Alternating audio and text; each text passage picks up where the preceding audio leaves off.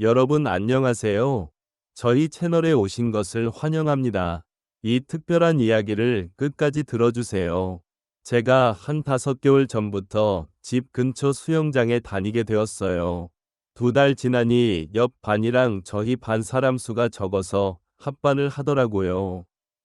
합반 첫날 강습 끝나고 자유수영을 하려고 몸풀기로 200m 자유형 끝내고 잠깐 쉬고 있는데 내 앞으로 노란 수영모를 쓴 40대 아주머니 한 분이 다가오는 겁니다. 순간 놀라서 옆으로 슬쩍 비켰는데 빈자리도 많았는데 하필이면 내 옆에 떡하니 서는 겁니다. 그래서 앞으로 가려는 그때 저기요. 그 노란 수모 아주머니가 절 부르는 겁니다. 처음엔 누굴 부르는지 몰라서 두리번거렸죠. 그쪽이야. 어딜 그렇게 봐요? 이러는 겁니다. 순간 나는 당황스러웠죠. 그날 처음 본 옆반 사람이었거든요.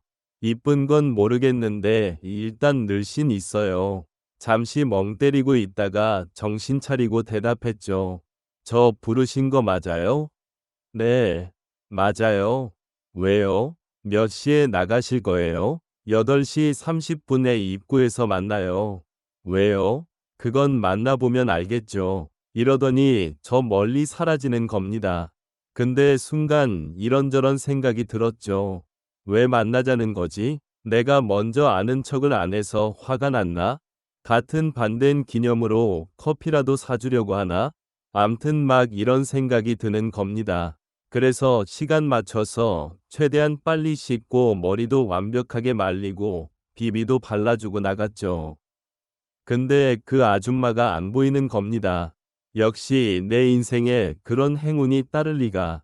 이런 생각으로 터덜터덜 차를 딸러 가고 있었는데 그런데 그때 에이 좀 늦게 나온다고 먼저 가버리는 거예요. 나보다 늦게 나온 그 여자가 날 불러 세우더니 초롱초롱한 눈으로 올려다보는 겁니다. 암튼 그 여자가 미안하다며 커피 사준다 해서 또 쫄래쫄래 따라갔죠. 근데 그 여자가 대뜸 나이를 묻는 거예요. 그쪽은요? 이랬더니 자기는 45살이라고 하대요. 그래서 35살이라고 했더니 내가 지랑 또래인 줄 알았다며 깜짝 놀라는 겁니다. 제가 현장 일을 많이 해서 좀 늙어 보이거든요.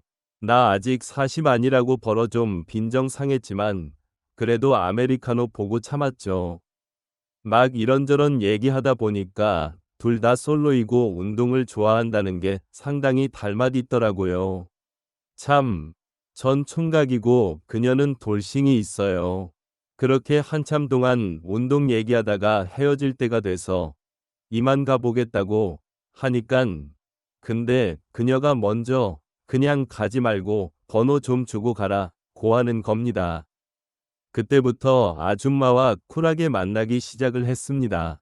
이후 그녀와 헤어지고 자유 수영만 하던 나는 또 다른 인연을 찾기 위해 네이버 수영 카페에 가입을 하였다. 등업을 하기 위해 게시판에 자기소개도 남기고 다른 회원들 게시물에 댓글도 달며 그렇게 난생 처음 카페 활동을 하게 되었는데 보름이 지난 후 우리 동네에서 번개 모임을 한다길래 참석하게 되었다. 반갑습니다. 네. 안녕하세요. 이미 약속 장소에 먼저 와 있는 사람들. 4~5명이 대화를 나누고 있었다. 나는 분위기 파악하면서 가끔씩 대화를 거들 뿐이었다. 그렇게 몇몇과 인사를 주고받으면서 사람들 말도 들어주고 술잔을 주고받으며 조금 친해졌고 번개를 주선한 사람이 여자였는데 카페에선 총무였던 AB이길래 친구하기로 했다. 이후 홍무랑 주말마다 카페 회원들과 수영장에서 만나 2에서 3시간 정도 강습도 하고 자유수영도 즐겼다. 그러던 어느 날, 한 달에 한 번씩 하는 정기 모임을 한다고 날짜를 잡았는데 금요일 저녁 8시였다. 내가 사는 동네에서 1시간 거리였고 퇴근하고 가면 얼추 맞을 것 같아서 참석 가능하다고 전했다. 나는 20분 정도 일찍 도착을 하였는데 도착하니 남자 1명과 여자 3명이 앉아 있었고 나를 반겨주었다. 카페지기는 여자였는데 다들 회장이라 불렀다. 아, 어서 와요. 인천물개님이시고. 네, 안녕하세요. 앞으로 잘 부탁드립니다. 네, 반가워요. 카페에 올린 사진은 조폭 같아 보였는데 실제로 보니 헐, 훈남이시네요. 네, 초면에 조폭이라는 말이 너무 심하시네. 하하. 아니 사진을 너무 무표정으로 찍어서 인상이 험악해 보이잖아요. 다음번엔 웃고 있는 사진으로 올려주세요.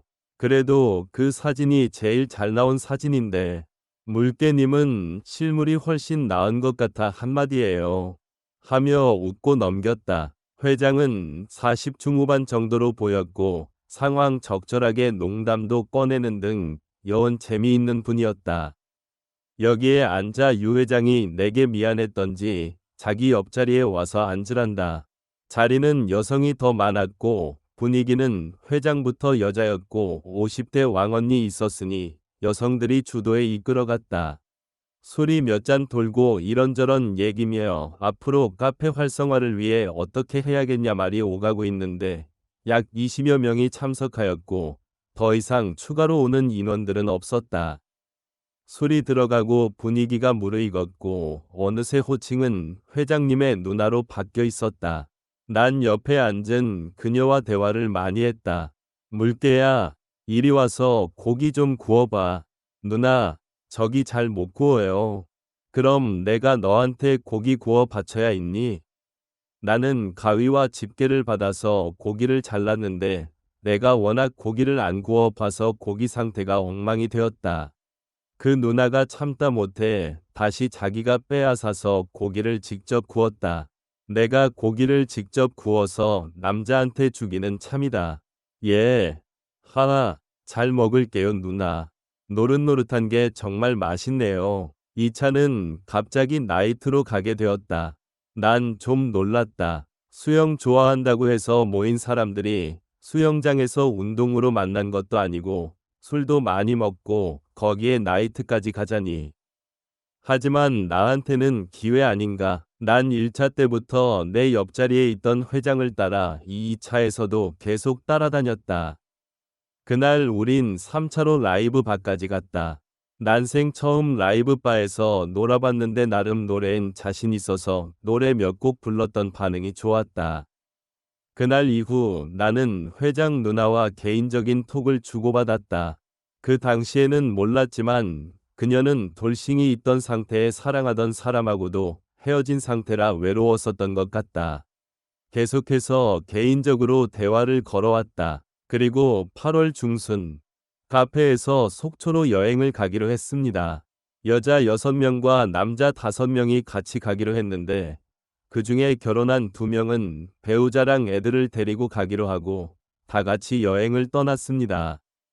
그리고 첫째 날은 수영도 하고 낚시도 하고 이것저것 바람 쐬고 경치 구경하면서 재밌게 놀았습니다. 둘째 날은 각자 개인적인 시간을 가지고 저녁에 다 같이 모여서 새벽까지 술 먹다가 잠들었습니다.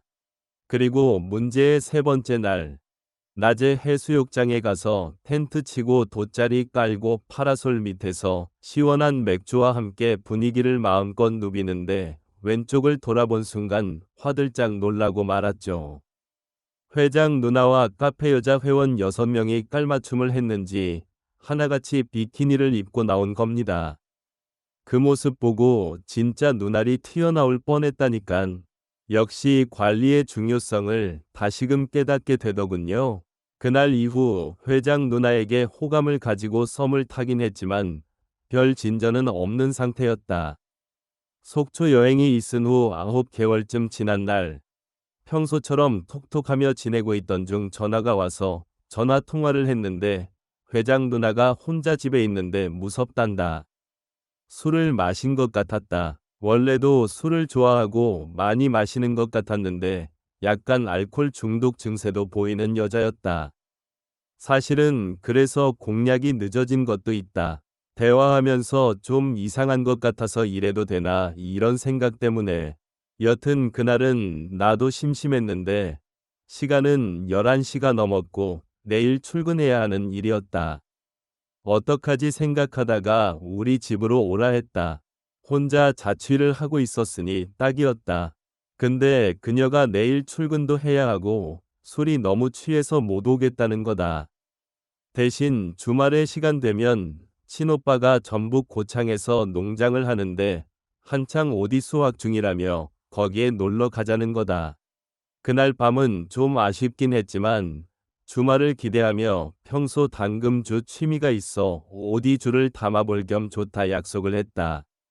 아침에 출발해 오전 11시쯤에 농장에 도착을 하였는데 부모님께 물려받았다는 농장은 체험농장 무농약 유기농 복분자와 오디를 가공 판매까지 그 규모가 어마무시했다. 그녀의 이름은 혜진이 나이는 38살이고 나와는 8년의 차이가 났다. 그녀 오빠 분께 먼저 인사를 드리고 농장을 둘러보고 싶다며 구경을 한 뒤 간단히 점심 식사를 마치고 차 한잔하며 쉬다가 오후 2시쯤에 뽕밭으로 오디를 따라 나섰다. 아이고 와 이리 덥노. 6월 초 날씨에도 오디를 따느라 분주하게 움직였더니 몸에서 땀이 난다. 그녀 역시 손바닥으로 부채질을 한다.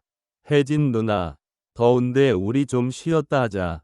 그녀가 주위에서 가장 커다란 뽕나무 밑에 자리를 잡고 앉는다. 나도 그녀에게 갔다. 헛. 그녀는 몹시 더웠던지 입고 있던 바람막이를 벗어버리고 짧은 나시 하나만을 걸치고 있었다.